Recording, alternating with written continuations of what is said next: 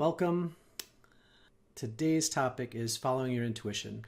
Now, a lot of times when we talk about following our intuition, we're thinking about when our gut is telling us to trust somebody or to not trust somebody, or to take that job or to not take that job, things like that. Now, there's other times that our intuition really is pushing us to do other types of things. And I believe that the reason that this occurs is that we crave variety, we crave adventure, we crave the opportunity to push our boundaries. So I have two examples of where my intuition was really guiding me to do a couple of things that weren't the norm when it came to everyone else, right? You look around and nobody else wants to do the types of things that my intuition is telling me to do. The first one being meditating for an extended period of time. Now, I don't do this on a regular basis. There are times at meditation workshops where we do a 4-hour meditation, and it involves sitting meditation, breathing exercises, laying down periods so that you can drift into twilight and get some pretty deep benefits and sometimes some amazing lucid dreams. So I knew the pattern for doing an extended meditation, but I wanted to do one that was all night. So of course, what happens? You tell your family that you're going to meditate all night. You're not coming to bed. You're going to sit in your office, right? They think you're completely insane. And my family was no exception. I'm quite sure of it. But I went ahead and decided that I would do it this Friday, last night. And I started at 11 o'clock. I went till 6 o'clock. And I just did a mix of, a couple hours of sitting meditation, hour and 20 minutes of laying meditation, and then another 2.5 hours of sitting, and then, finished up with laying. Why did I want to do that? Well, as I mentioned at the beginning, there are times where we want to see what else there is. And the only way, I'm sure there's a handful of ways, the only way in this case that I could determine that I could do this is by pushing my boundaries. What is possible? Can I stay up? Can I do this all night? Will it feel like I stayed up all night?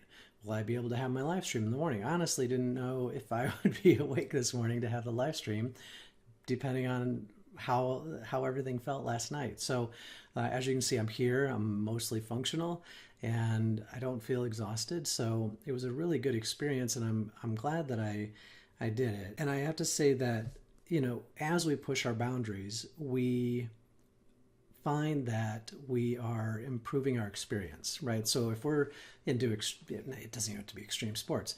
If you're into sports and you're always honing your skill, whether it's golfing or pitching or whatever sport you might be into, by pushing our boundaries, we're creating new experiences. And I believe our soul craves those new experiences. So you say, well, Cecil, that's great. If I go out and hike a new trail or run a faster time or whatever, that I can see is creating new experiences because it's something I haven't done before. How is sitting and meditating for an extended period of time able to create new experiences? And I would say that meditation in daily occurrences, even short periods of meditation, change our perception. And our perception, of course, when it shifts, it changes the experience of our entire life.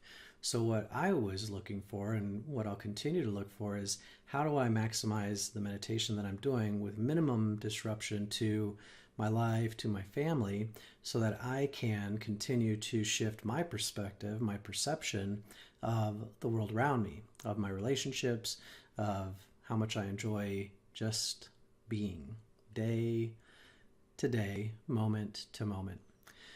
So that was the first example, following my intuition and running into a few bumps, right? I mean, it really took me a couple weeks to get up the courage to even try it. And as I said, it went well. The second example was, or is, deleting my Facebook account.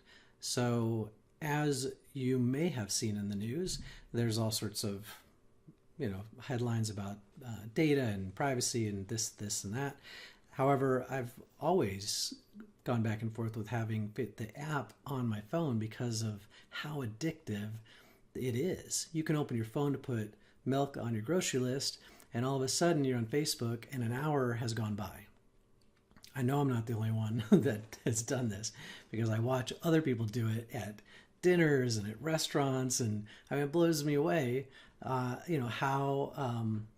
how often people get caught up into the Facebook app or any social media app. But Facebook's really designed to get your attention and to keep your attention.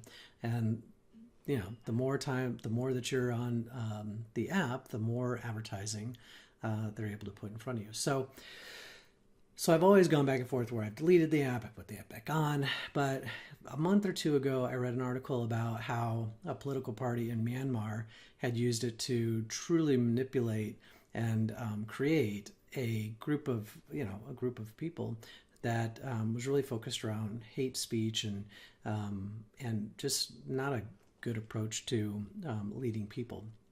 And that party actually won. And there's all sorts of, you can go read about it. And that concerned me. I thought, wow, that's odd. How much can they really use? But you dig into it, and it's pretty fascinating on, how you can use not only the addictive nature of Facebook, but also the psychological information that is able to be collected from Facebook or from many other apps about us, about humans. And whether we want to believe it or not, we are wired in a very specific way to operate in very specific manners depending on what we're being stimulated by. So even if we want to be very free-willed, there are still ways to manipulate human beings. It's frightening and fascinating at the same time. So when I saw that, I was concerned, and then I saw a lot of the more recent headlines, and I thought, you know what, I don't need to be a part of that. So I played around with the idea for a couple weeks. Of course, nobody else that I know is deleting their Facebook accounts. I had one friend, after I posted on Facebook that I was going to be deleting, and to send me your phone number, that said he was thinking about it, so kudos to him. But nobody's clamoring to do this. You read that people are, but I don't know anybody personally that is.